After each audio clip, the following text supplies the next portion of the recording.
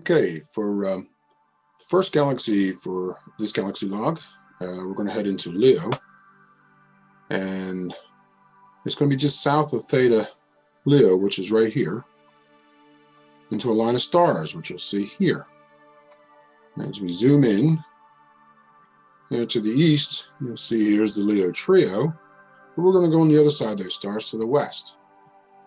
And an interesting galaxy, NGC 3593. As you can see, it's very easy to find.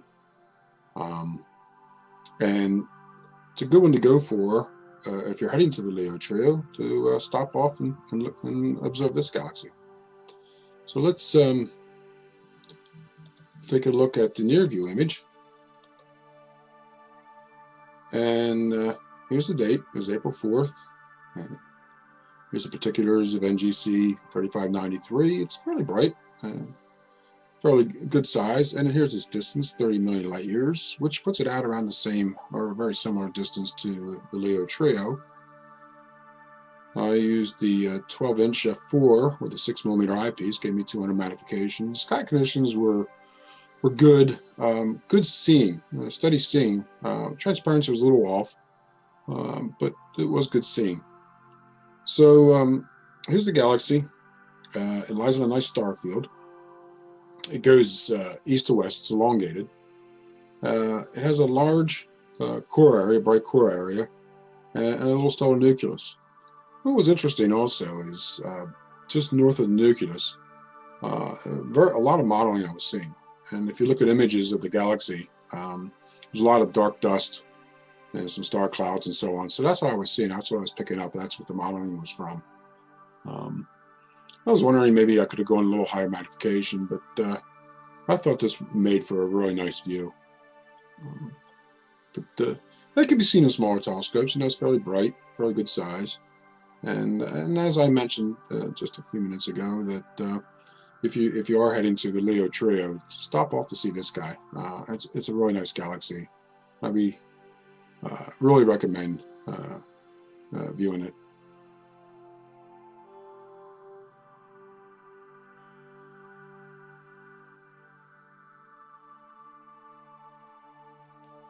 Okay, our next galaxy for this galaxy log, we head into Draco. In fact, the tail of the dragon, or near the tail of the dragon, and it's NGC 4125. But also there's another galaxy nearby. It's NGC 4121. So let's look at the near view image.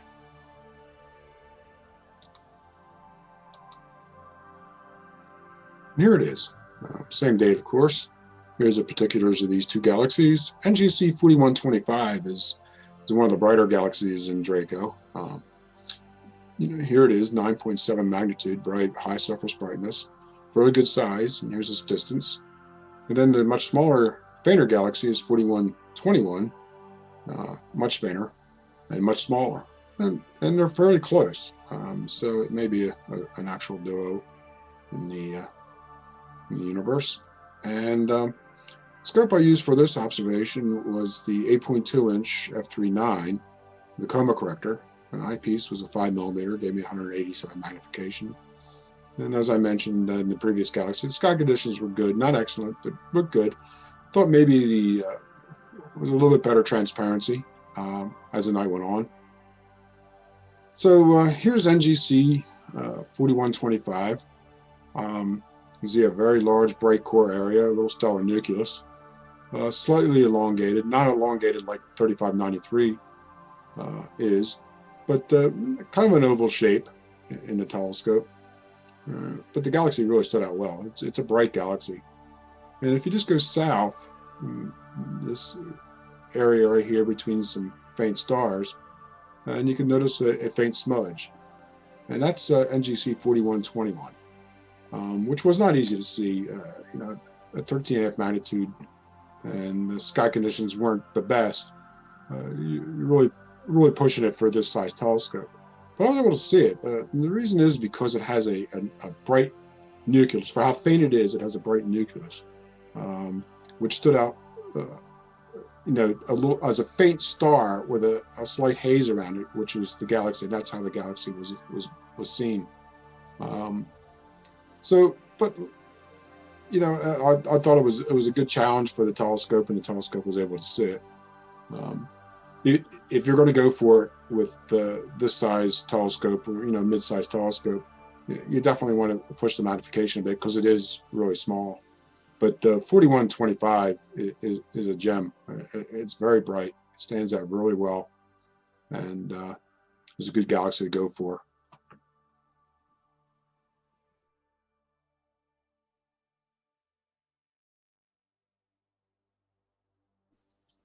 Okay, our next galaxy, we head to Virgo, into the heart of the galaxy cluster, and it's NGC 4429. A nice, fairly large, bright galaxy. It's pretty easy to find. It's near the heart. Over here is M87. So let's look at the near view image. And here it is. Same data course. It's a bright galaxy. It's 10th magnitude, high surface brightness, fairly large. Here's its distance, 50 million light years, which puts it on about an average distance of the many of the galaxies in the Virgo cluster. Here I used the 8.2 inch f3.9. The eyepiece is the 9 millimeter. It gave me 104 magnification. And by this time, the sky conditions actually started getting pretty good. This was pretty late, and it was better transparency than it was earlier. Seeing stayed good through the whole night. So, but here's the galaxy, what it looked like in the 8.2. It's like I said, it's a bright galaxy. It has a large bright core area, a nice stellar nucleus. It's elongated going east to west. So it's in a nice star field. It's situated between two fairly bright stars, closer to the northern most star, and it kind of really sets a very artistic view of it, I think, like that. And because it is bright and it is large, it can be seen in smaller telescopes. I see it easily in my 4-inch refractor from a good dark sight.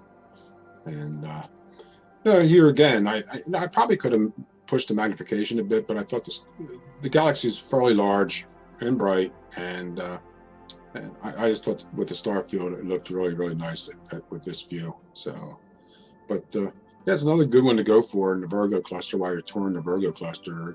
Stop by and see this guy.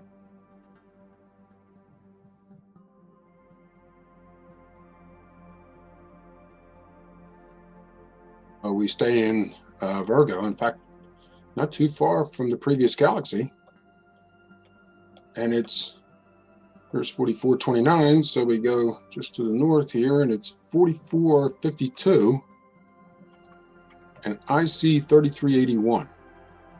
4452 is a really neat galaxy, and let's look at the near view image of it.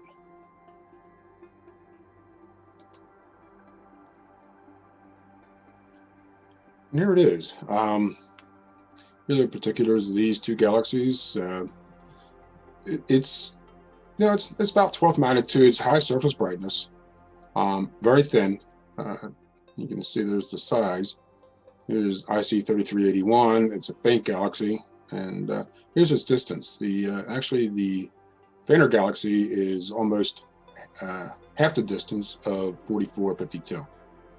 This is with the 12-inch f4 with a 6 millimeter at 200 power, and I was observing this around the same time. Well, it was actually the same time I had the 8.2 on 4429, and so sky conditions, like I said, we're a little better around this time than it was earlier.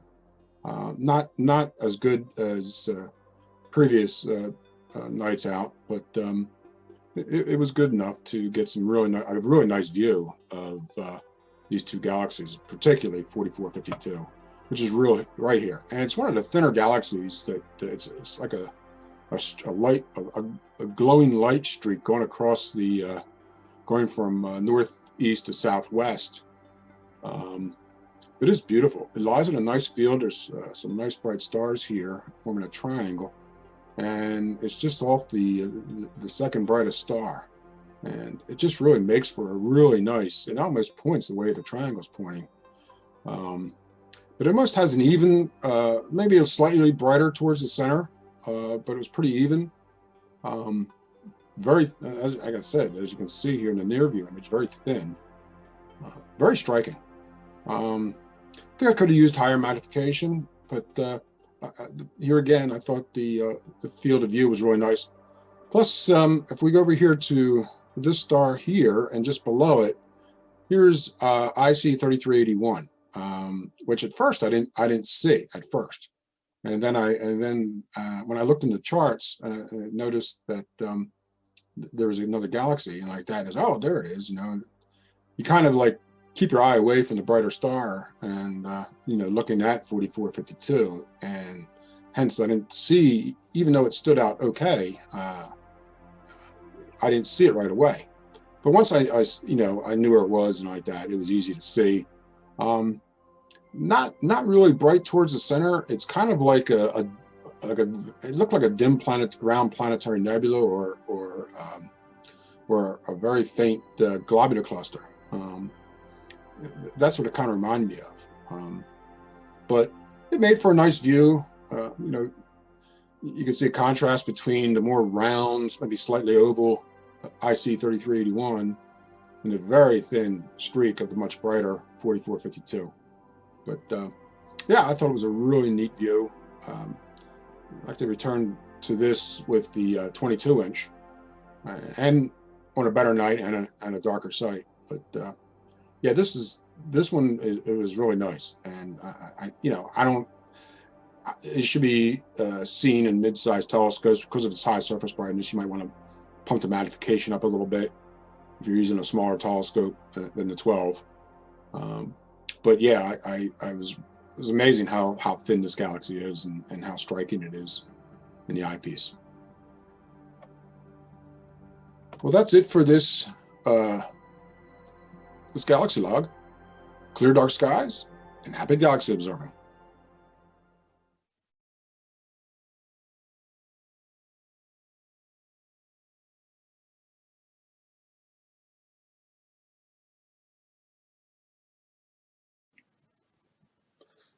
This is a summary for this galaxy log. We'll talk first about the dark site and the sky conditions. The dark site was the one I've been using recently, which is about a half-hour drive from me north. It's a good dark site. It's not an excellent dark site, but it's a good dark site. I was actually hoping this April dark window to get to a much darker observing site. But unfortunately, the weather did not cooperate, and this happened to be the only night. As far as sky conditions this night, it was good, as I mentioned in the video. It wasn't as good as the March nights that I had out, but it was good. Seeing was good, but the transparency was off just a little bit, particularly early on. It got a little bit better as the night went on, but it was good enough though to get some nice views from the telescopes. And as far as the telescopes, I had 2 scopes out. I had the Orion Optics UK 12-inch f4 Dob, really great optics, and the Bresser 8.2-inch f3.9 on a Celestron CG5 Advanced Series Go-To mount. It was nice to have the 2 scopes out, and even though the Dob is not a go-to, it was nice to, with the Bresser, to actually you know, have it go to a galaxy and track it. And I was able then, during that time, to use the 12-inch and go for other galaxies. So it was I thought that was a really neat thing to do. Both scopes are really good. Optically, the Bresser is actually pretty darn good. You know, people use this telescope. It's kind of a hybrid. A lot of people use this telescope for astro imaging, but I really like the views through an eyepiece, and it does really have really nice optics in it. It was also interesting on some of the Galaxies to compare views between a 12-inch with really good optics and an 8.2-inch with really good optics. And you could definitely see the difference. Aperture wins. I also have, for the 8.2, I use the chroma corrector. It's a GSO chroma corrector, which is a really nice chroma corrector if you don't want to spend a lot more money for some of the other more expensive chroma correctors. It's actually really good. It works really well in this telescope. The eyepieces I used for the 8.2, for the Galaxies NGC 4125 and 4121 was a Celestron 5mm XL-LX, and for NGC 4429 was a Celestron 9mm XL-LX. I do like these eyepieces. I use it on the scope for they're lightweight and for balance reasons, and it's just really good eyepieces for the money. I think they're an excellent buy. The eyepieces I used on the 12 for NGC 3593 was a Televue 6mm Delos, which is probably my favorite eyepiece, or at least right up there. And I also used the same eyepiece for NGC 4452 and IC 3381. I just really love these eyepieces. Televue hit a home run with the Delos eyepieces.